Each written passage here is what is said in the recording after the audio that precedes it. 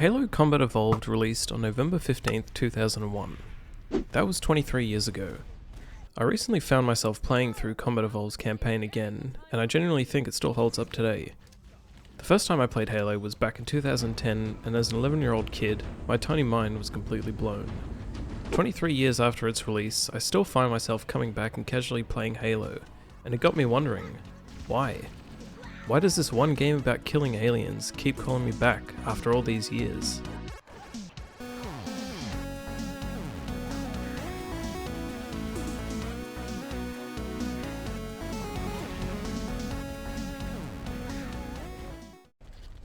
This one quote from Jamie Griesmer, one of the lead game devs, has stuck in fans' minds after all this time.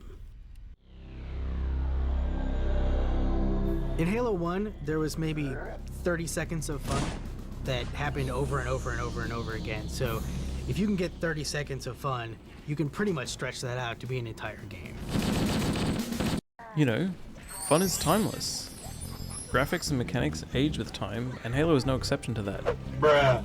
But if you have fun, it's still fun 20 years later. There are so many games out there that are so focused on offering 1,000 places of interest, or that have 100 lifeless NPCs to interact with, but they completely neglect their main gameplay loop. Halo's core gameplay loop is so simple, yet it's so addictive. You get gun, you shoot. You get new gun, you shoot more. Maybe throw in a punch or a grenade here and there. That's it. That's literally all you do for 10 hours. And it's brilliant. To me, the weapon sandbox has always been the most iconic part of the Halo series. Every single gun and vehicle has its own unique purpose and personality in the game. They all have a task and situation that they excel in. Every weapon has been crafted in a way where it has a scenario where it is the best choice. But at the same time, you can use anything and still succeed. Enemy with shields, use a plasma weapon, then switch to bullets. Big group of enemies, rocket launcher or grenade spam. That's one of the beauties of Halo. It provides you with some of the best ways to approach a gunfight, and you can optimally pick the best weapon for each scenario. But you can still say, fuck that, and run in with an assault rifle and a needler. Unless we're on Legendary, then Halo's sandbox goes from this to this. The story in Halo is so much more than what it leads on with the cover artwork and the promotional material. You look at the cover and you play the first few levels and you think, okay, space combat, humans versus aliens, this is pretty fun. Then, halfway through, the game does a complete 180 and says, how about a fucking ancient, sentient, intelligent parasite capable of wiping out the entire galaxy? Immediately, the tone of the game completely changes. You've gone from frolicking around, punching grunts in the head, to now being swarmed and overrun by these horrific monsters. It's so rare nowadays for a video game to completely hide such a massive part of the game from any promotional material without giving it away. Even though they haven't appeared in a mainline Halo game in 14 years, the Flood is still so synonymous with the Halo series, and to think that they weren't ever mentioned until you get halfway through the first game. Halo could have just been kill funny aliens on a ring planet for 8 hours and call it a day, and it still would have been fun as hell. But Bungie really pushed the envelope and created a story that goes absolutely hard as fuck. Every single level introduces a new variable to the story, constantly progressing and pushing. There is no point where the story just stagnates and you're just doing some random task that has no weight to it. Just from one game, you have so many fan favorite characters like Master Chief. Master Chief, reporting into Hawk 2 on that thing. The Woman. Sleep well?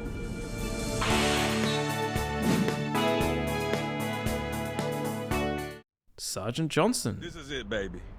Hold me.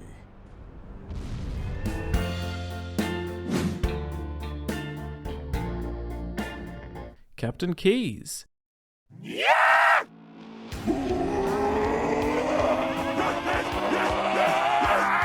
There are so many moving parts and characters and factions, yet they all meld perfectly with each other and build the story without bloating it with unnecessary information. One mission, you're in an icy canyon crossing these alien-looking bridges. The next, you're on a tropical island drinking a coconut. Then you're in a swamp, then an underground facility, alien spaceship, whatever this place is. There is so much variety in every aspect of this game. Each level and each section in each level has its own personality and uniquely defining features, yet they all manage to fit together seamlessly. The entire game can be summed up by saying you kill aliens and go to your objective, but the way you get from point A to point B is always changing and offering you a fresh experience. Towards the end of the game, after the Flood are introduced, we begin to get these multi-faction battles going on. What I love about this is that you start to feel like you're a part of this universe, rather than everything revolving around you and being directly impacted by the choices you make. You could not be here right now and this fight would still be happening. I can just sit over here and watch these grunts fight for their lives. I mean, look at that. There's no way you're winning against a group of combat forms, little bro. We're on Legendary.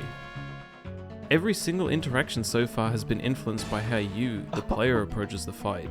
But now this world is alive and breathing, and you're just living in it. To wrap things up, I wanted to talk a little about the sound design of Halo. Everyone who's played Halo knows its soundtrack is an absolute banger, but I don't ever really hear people talking about the sound effects and the sound design of the game. Great level design is a pillar that so many games rely on, but the sound of the environment and the player and everything they interact with helps to sell that experience so much more. Standing in this snowy canyon looks great, but you add the sharp cold wind and the sounds of ice and snow under your feet, and you begin to actually feel cold. I hate Combat Evolved's Needler. Like, I straight up fucking hate it. It sucks. But every now and then, I pick it up just so I can hear that crystallic swoosh and wrinkling of leather every time you melee with it. It's like a chef's kiss to me. Hearing the crystal needles fly through the air tracking after an elite. The echo of a sniper rifle when you fire it in a large exterior space. Or the sweet sound of a rocket barreling towards a grunt's head at 300 meters a second.